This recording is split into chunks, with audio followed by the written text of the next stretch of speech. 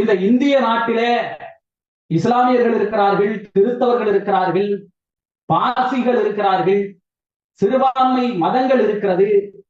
ஆனால் அந்நிய மதங்களை பின்பற்றக்கூடியவர்கள் இந்த நாட்டுக்கு சொந்தமானவர்கள் அல்ல. அவர்கள் இந்துக்களாக இருக்க முடியாது.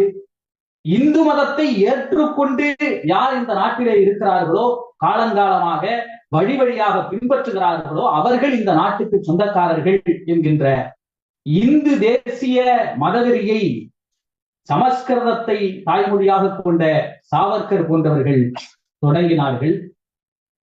அப்படி அவர்கள் 1924 காலகட்டங்களிலே 22 காலகட்டங்களிலே தொடங்கிய அந்த சாவர்கருடைய இந்து தேசியவாதம்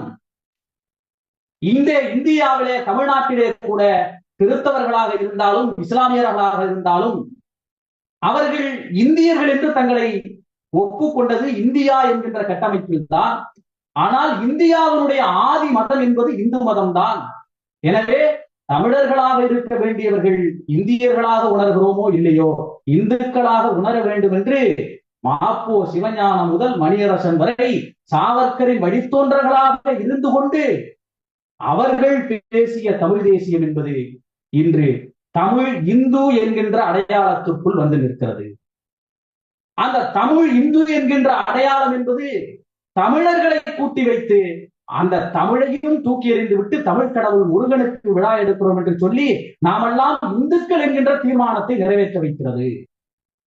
எங்கே திராவிடம் வேறுபடுகிறது என்றால், எத்தனை காலங்கள் கடந்தாலும் நான் பிறப்பால் தமிழன் என்று சொல்லுகிற பொழுது, நான் தமிழ்நாட்டில் பிறந்தவன் என்று சொல்லுகிற பொழுது, தமிழ்த்தாயின் மார்பிலே பால் குடித்தவன் என்று சொல்லுகிற பொழுது, எல்லா உணர்வுகளும் தமிழ் இந்து என்கின்ற வரையிலில் வந்து நிற்கும்.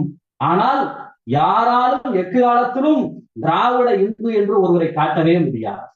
ஆக மத அடையாளங்களுக்குள் சிக்காத போது, சாதி அடையாளங்களுக்குள் சிக்காத போது தமிழை பாதுகாக்கிற பணியை திராவிடம் செய்கிறது. அதுதான் திராவிடம் காத்த தமிழுக்கும் தமிழ் இந்துக்கள் தமிழ் தேசியவாதிகளாக இருந்து காக்கிற தமிழுக்கும் உள்ள வேறுபாடு.